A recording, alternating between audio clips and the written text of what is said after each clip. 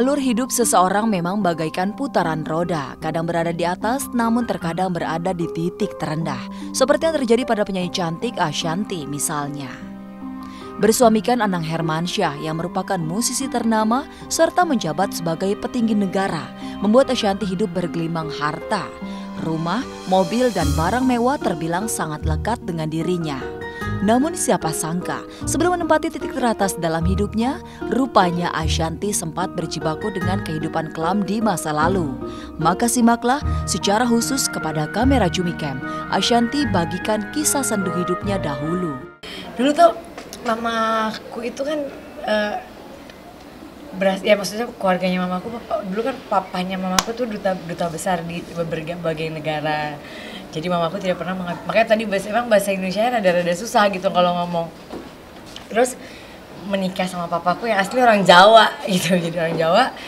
Dan pas menikah karena papaku juga kerjanya di UNICEF, kita dari kecil juga pindah-pindah negara. Nah begitu kita pulang ke Indonesia nggak lama, papaku ditipu orang habis-habisan lah.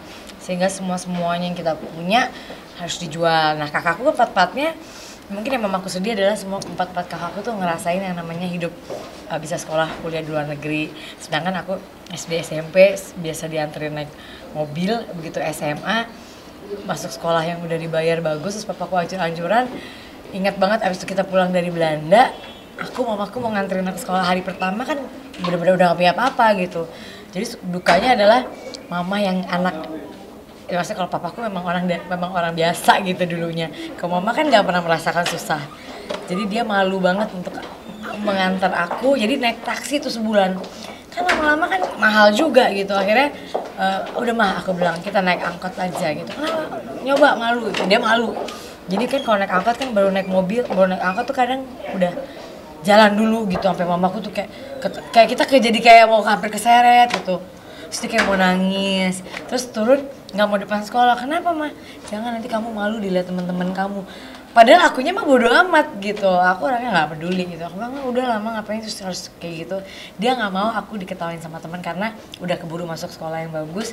Teman-temannya pakai mobil terus kamu naik angkot gitu kan. Dan mamaku nggak biasa gitu. Jadi banyak hal-hal lucu gitu. Tapi akhirnya seminggu doang sama aku bilang jangan naik ini lagi deh, aku nggak bisa, nggak kuat lagi, memang nggak ini gitu. Akhirnya kita punya tukang ojek langganan. Aku bilang mama udah tua kan, mama nggak usah nganterin aku. Terus akhirnya dia percaya. Perpisahan kedua orang tua ditambah terpuruknya perekonomian sang ayah memang torehkan pil pahit di kehidupan masa lalu Ashanty. Karena merupakan bungsu dari 5 bersaudara, maka jadilah Ashanty yang paling merasakan dampak anjloknya ekonomi sang papa dibandingkan para kakaknya. Meski perubahan alur hidupnya begitu mendadak, Ashanty mengaku tak terperosok lebih dalam ke jurang kesedihan. Rasa tangguh hadapi cobaan hidup ditunjukkan dalam perjuangan panjang selesaikan pendidikan. Seperti apa cerita Ashanty banting tulang memeras keringat untuk melanjutkan hidup. Berikut curahan hati Ashanty. Akhirnya nggak gitu, SMA selesai, aku kuliah, aku inget banget aku tuh kuliah semester tuh semua aku bayar sendiri sampai aku selesai kuliah. Terus inget banget punya uang dikit-dikit dari apa gitu, aku kan waktu itu ikut nyanyi-nyanyi ngeband apa tanpa diketahui orang tua aku ya, mama doang yang tahu. Itu dapat uang dikit-dikit, aku inget banget aku beli mobil lama, Honda lama, yang setiap kali aku ke kuliah tuh mogok melulu. Saking jeleknya itu mobil gitu. Tapi kan kenang-kenangan ya, kita beli sendiri gitu. Baru akhirnya dari situ ya kakakku udah mulai pada sukses, saling membantu, dan gak lama papaku juga udah gak ada kan karena sakit, mungkin karena stres ya. Jadi ya itulah hidup ya, fase kan kita gak mungkin ada di atas terus, kita pasti ada di bawah. Ya sekarang aku bisa begini juga ya itu fasenya hidup gitu, kita kadang di atas kadang di bawah, jadi gak kaget lagi gitu.